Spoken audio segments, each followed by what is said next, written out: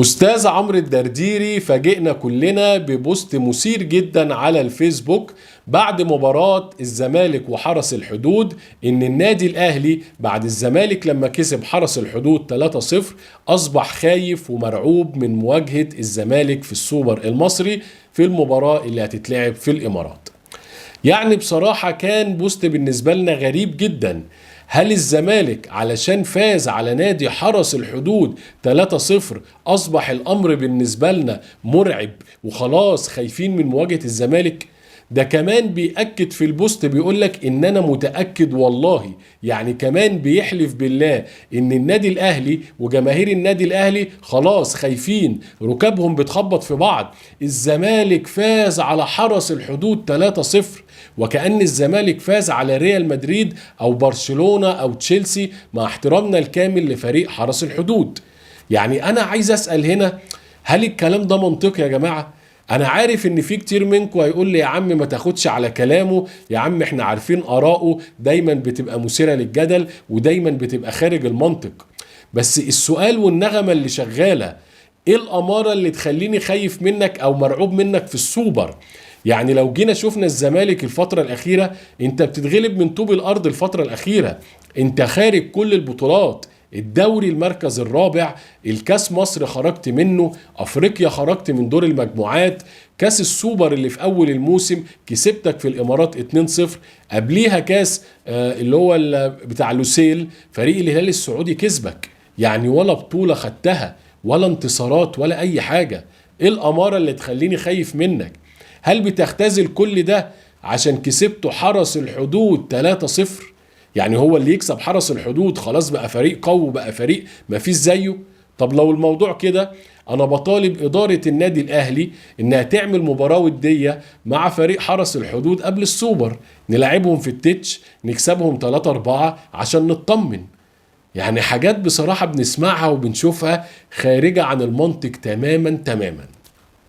نفس الامر بالنسبة لكابتن خالد الغندور، بيقول لك ايه بقى؟ بيقول لك بحلم بيك، انا بحلم بيك وفي السوبر مستنيك. اول حاجة بنقولها لكابتن خالد، ان انت اما تعوز تعمل حاجة عن السوبر جدد او ابتكر، لان الاغنية دي او المقولة دي بتاعت جماهير النادي الاهلي، هي اللي ابتكرتها قبل السوبر الاولاني اللي اتلعب في بداية الموسم في ملعب هزاع بن زايد في الامارات. كان جمهور الاهلي كان بيقول للزمالك بحلم بيك، انا بحلم بيك وفي السوبر مستنيك، وقد كنا مستنين الزمالك وكنا على الموعد ولعبنا الزمالك في الامارات وفوزنا 2-0، هدف لبرونو سافيو وهدف لكريم فؤاد، ربنا يشفيه يا رب ويرجع لنا بالسلامة. يعني قلنا او وعدنا فاوفينا.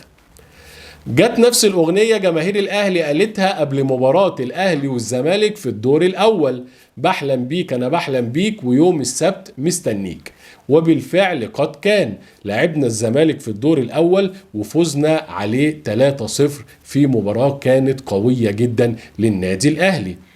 فأنت ما تحب تعمل حاجة يا كابتن خالد، اخترع حاجة جديدة، شوف لك حاجة جديدة، لكن ما تاخدش أغنية بتاعت النادي الأهلي وتقولها. وعلى العموم احنا مستنيينك إن شاء الله بإذن الله يوم 5 في الإمارات ونشوف اللي ربنا يقدرنا عليه. تاني حاجة الغريبة الكابتن خالد والحاجة اللي مش منطقية خالص واللي فاجئتني بصراحة، بيقول لك إن جماهير الزمالك في نهائي الكاس ما بين الأهلي وبيراميدز كانت بتشجع النادي الأهلي. جماهير الزمالك بتشجع النادي الأهلي؟ يعني موضوع مش منطقي. اشمعنى يا كابتن خالد؟ فسر لنا، قول لنا.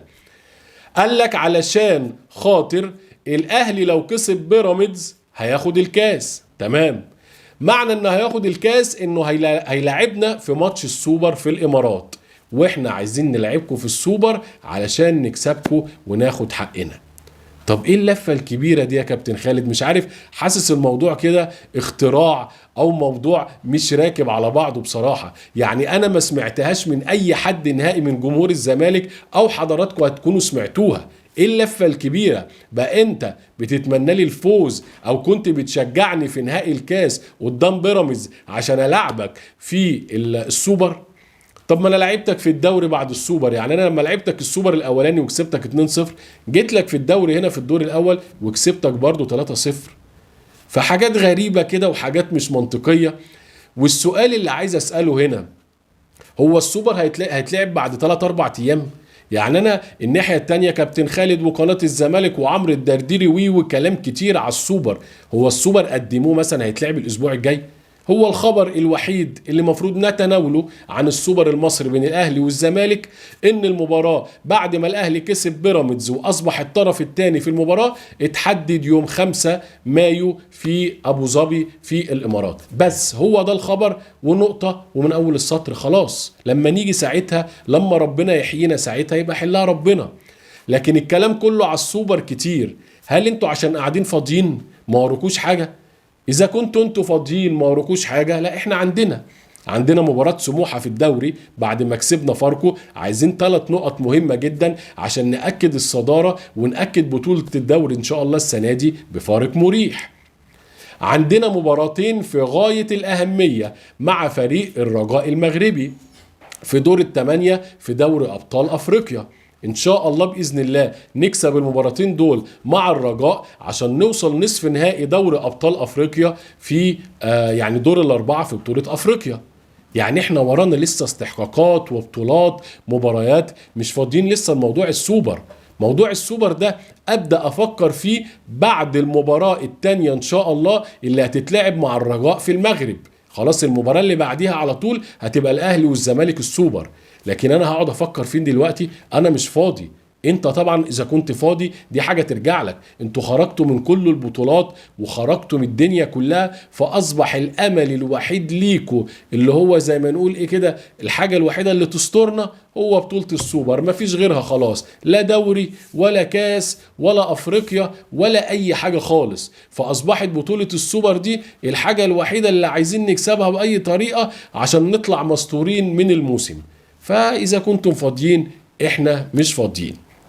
احنا الفترة الجاية عندنا دوري وعندنا افريقيا وعندنا حاجات كتيرة اهم من السوبر لما يجي السوبر لكل مقام مقال. فعشان كده بنقول ان احنا الفترة الجاية عندنا مباريات مهمة جدا.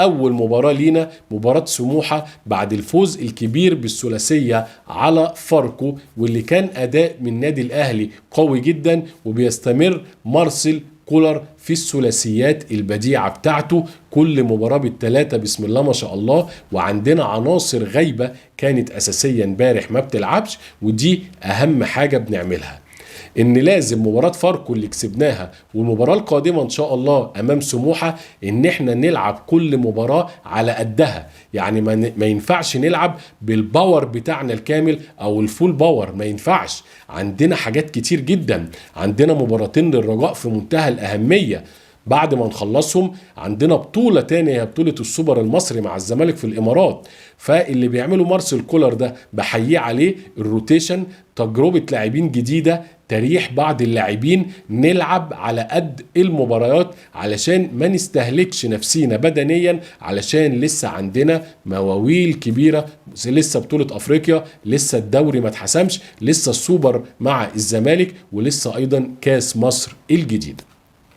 في النهاية بنحب نقول كل الدعم لفريقنا في ظهركم، ان شاء الله بإذن الله تفرحونا بكل البطولات السنة دي. أدائكم الفترة دي بصراحة رائع، اللعيبة كلها في مستوى عالي جدا، وبحب أخص بالذكر بصراحة في مباراة فاركو محمد الشناوي اللي قدم مباراة كبيرة جدا، وحسين الشحات اللي بصراحة يعني من أفضل فتراته مع النادي الأهلي في الفترة الحالية. في النهاية بحب أشكركم، كان معكم عمرو مصطفى نسر الجزيرة. ولو حضرتك أول مرة بتشاهدنا ما تنساش تدوس اشتراك في القناة وتفعل الجرس، والسلام عليكم ورحمة الله وبركاته.